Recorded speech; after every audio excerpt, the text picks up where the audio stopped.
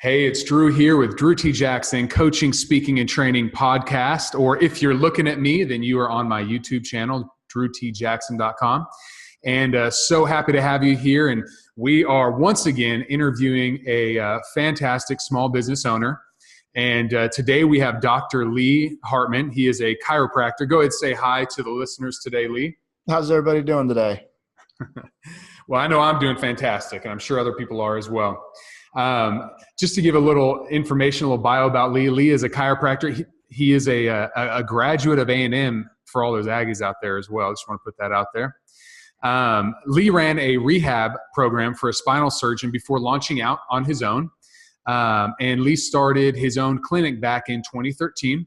Had another clinic that he started after that one, and then he closed it down shortly after, and he's going to share about that. And then today he is running Core Rehab, located in Fort Worth, Texas. And he is now, as of 2018, rolled up with Wise Health Systems. And we're going to talk all about that because I think it's fascinating, the whole healthcare system and kind of how business is done with all that. And so Lee is so smart that he's going to simplify it for all of us out here, all the listeners. I don't know about all that. So let me ask you a question. First of all, what is it that you specialize in? Because I know you have a specialty because we've talked about it. What is it that you specialize as a chiropractor? What do you specialize in? Well, so that is my degree. But what I specialize in is pre and post-op spine care. So people that are trying to avoid having surgery, or people that just recently did have surgery, we're trying to get them back to the things that they love to do, the work, family time, just general ability that a lot of spinal injuries take away from people. That's great. So now because I know you have a team that you work with. So what's your role, and what are the team members' roles in your office? So my job title is clinic director. And we've got a physical therapist. We've got a PhD in exercise physiology. We've got a massage therapist. So those people are actually executing the patient care. My job is to oversee that, make sure that things are going in the right direction. And not, well, a little bit of both, manage the employees, but also manage the patient care, kind of oversee it. I speak with all of them daily on all of the particular people that come in here. So I've got, even though the patient might not see me that day, I've got a pretty good pulse on what's happening with their care through communication with the staff. That's fantastic. I didn't think about this till just now.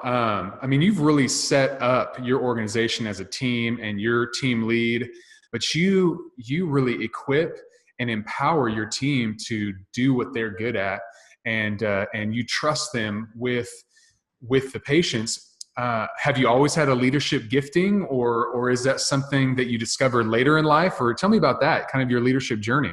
Yeah, well, I mean, even, back in high school where they give you all the merit awards, and it didn't mean much to me then, but I was always given and sought out in leadership roles. So wow. It was something that, I felt that I was anointed with from a young age, but you don't really understand that at 16. Yeah. You don't know what it takes to do that. I think people, especially people in positions as teachers and as mentors, they can kind of see where it's going to go, even though you might not be able to at that time. So I'm just fortunate to have good people in my life that have helped foster those leadership qualities, because I mean, you can have those qualities, you can possess those things, but if it's just like anything, if you don't develop those, then they go to waste, so to speak. Yeah. That's great. Thank you for sharing that, because I think that is so true with those leadership giftings that you have at a young age, and you just think, hey, I'm just popular or whatever it is, but it's influence, and recognizing that, and that you've really developed that. That's fantastic. Okay. So tell us real quick, because we were talking about before we jumped on the interview, we were talking about how you've recently connected with Wise Health Systems and what that looks like and what the benefit is for you and for them. If you would share that with us. Yeah. So the benefit for the patient, let's start there. Okay. Is that hospitals are regulated differently than private healthcare clinics. Okay. So we call it JCO, or the Joint Commissions, regulate hospitals at a different level than they regulate private businesses. So there's a lot of things that they're going to insist that we implement or help us implement that are going to be great for the patient. They also are able to they have more freedom with helping people get the care that they need. Whereas a lot of times I'm kind of hamstrung financially by insurance companies on what I can do for people, such as, helping them write off their deductibles or, things like that. But they're able to do hardship applications and things like that really make it affordable for the patient to get the care that they need. Because in the insurance environment that we find ourselves in today, it's very difficult to reach a $5,000 deductible. Yeah. And so, even though these patients might need it, I mean, before the insurance kicks in at all, they're $5,000 out of pocket. And a lot of times that's just not feasible for people. Yeah. So that's what I'm most excited about from a patient standpoint.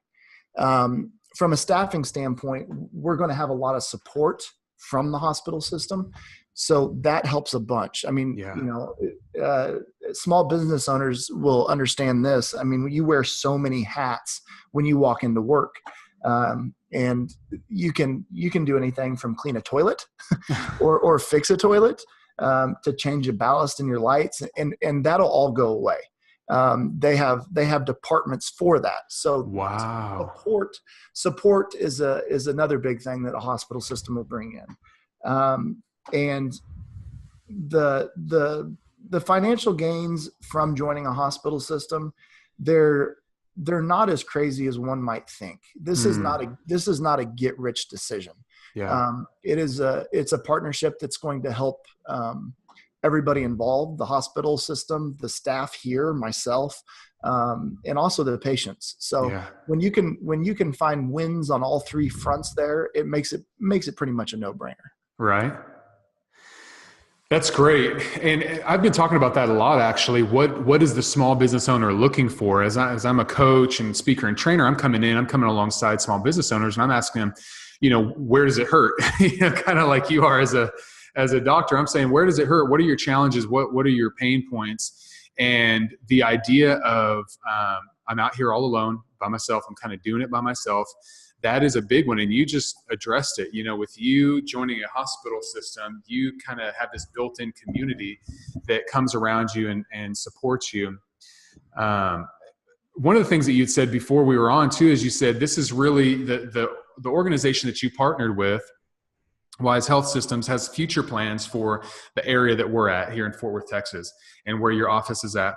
And so as you look at it from that perspective, it's a ways out, and being that it's a ways out,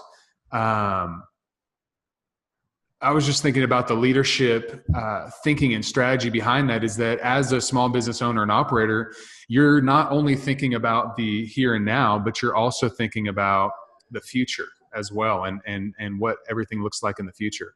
Right.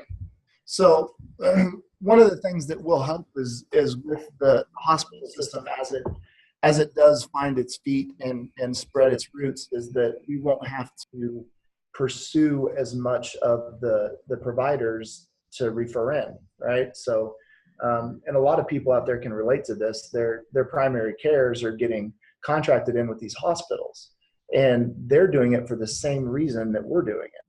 A lot of the support and the billing, and they take care of a lot of the things that really can cause headaches and lag in production in the clinic. So when that's the case, and you have a group of providers that are contracted with Wise, then of course the Wise providers are going to send to a Wise rehab facility. So looking forward, THR is a big one here in Fort Worth. Okay. And they have done a really good job of rolling up a lot of different specialties, a lot of different primary care, and that allows them to kind of get a corner on the market. Okay. Because they're doing and they're looking ahead and allowing themselves to make things easy for other providers. Okay. Very good. Very good. Well, we know that you didn't get here where you're at with your business running and partnering with this larger hospital system overnight. How did you get from, graduating, working, kind of starting your own business to where you are today? And what were some of the challenges? You had mentioned some challenges with opening and shutting down a clinic. Share kind of the journey. Well, so opening a clinic is opening any business for, depending on the industry that you're in is challenging because it's another marriage. I mean, you're married to it. Yeah. And the emotions that come along with that, when you go home, it's still very much on the forefront of your thoughts, and it's hard to separate the two because it's so intimately connected to you. So, anytime you're starting something off, there are months where, you might not pay yourself. The staff eats, but you don't eat. And that's just part of it. But I was lucky enough, and I'll talk about this a little bit more because I know what you're looking for. The relationships, that's what you're looking for.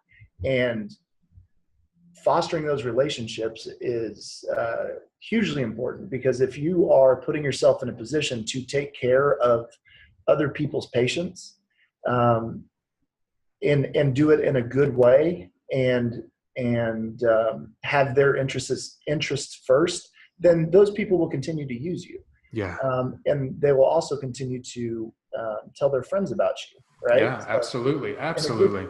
And especially in group, and the more and more group practices that are popping up, that's an important thing. So relationships, everybody says it's not so much about, what you know is who you know. So getting your foot in the door and establishing those relationships and taking care of them. And not getting to the point where I'm too big to care about this person that sends me one person a month, right? That's just not a productive mindset to have. Yeah. Really fostering and maintaining those relationships is important moving forward. But so to go back on what you asked me, I was able to open that second clinic shortly after I opened the first clinic, and it was set up for success. There's a big disconnect between employees or associates and owners. So finding somebody that's going to take care of that particular clinic like you take care of yours can be challenging. And anybody that has multiple or satellite offices or multiple restaurants, they might have one and they have a really good general manager in there. Well, they open up the second one and the general manager might not have aligned interests, or they might not have the skills that first one did. So it creates a whole new set of problems. And that was the case with mine. Wow. The guy that was running that clinic was not real committed to it, and eventually decided that he wanted to pursue other avenues. So I can't be in two places at once. Yeah. So that pretty much limits my ability to keep that clinic open. Yeah.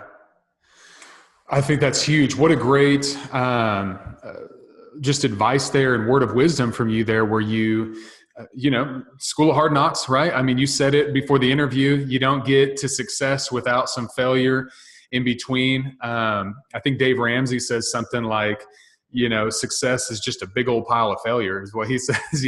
You just keep on stacking up the failures, and eventually you will succeed, and Absolutely. You'll figure it out. And you've got to learn those lessons. And but you just gave all of us out here a shortcut on if we are looking to, if you're a restaurant owner, if you are in some sort of business where you can have multiple locations,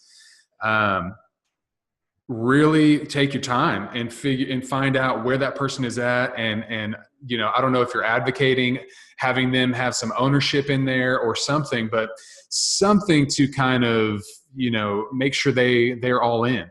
Yeah, I think you hit it right on the head. And there's different ways to incentivize people. Mm-hmm. But what I've found is that even ownership sometimes isn't quite the right fit.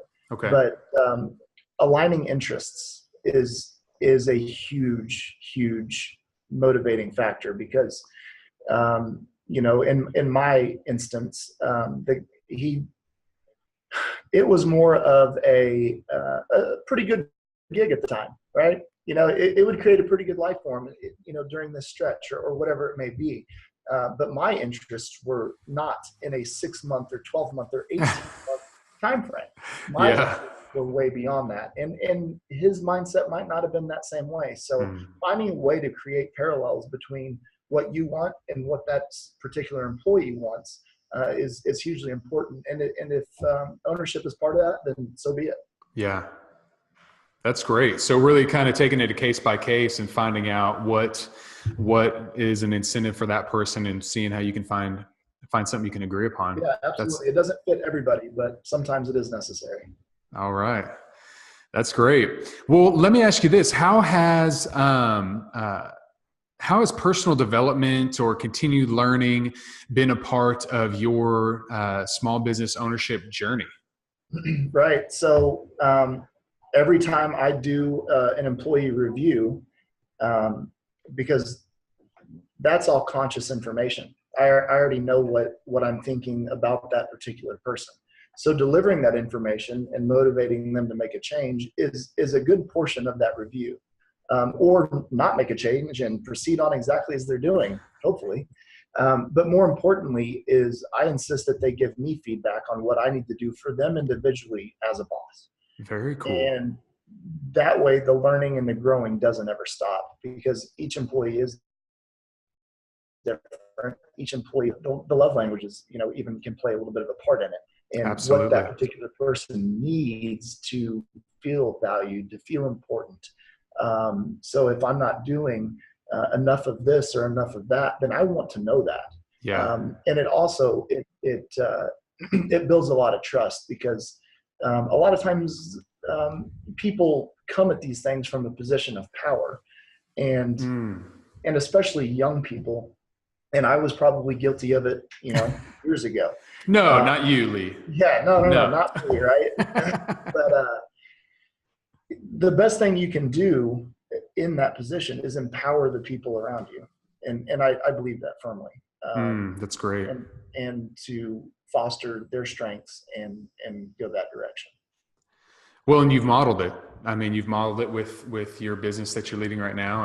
And as I'm just doing this interview, thinking, I think that's going to be a hallmark of this interview is empowering others, leadership and empowering others. And I think that's what you're modeling, what you're sharing with us. That has been a definitive part of your success in business, for sure. Definitely. And with that, what a great, so I'm just formulating this whole thing as we're talking, but with that, there are going to be pros and cons. There are going to be challenges. You're going to empower someone that wasn't ready to kind of hold on to that.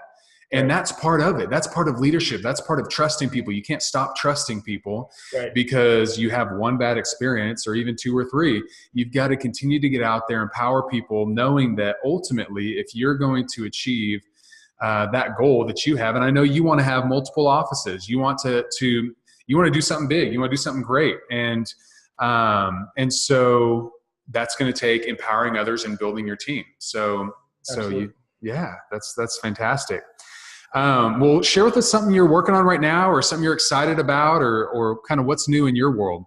Well, the hospital system, that is what's new, and that is what's challenging right now.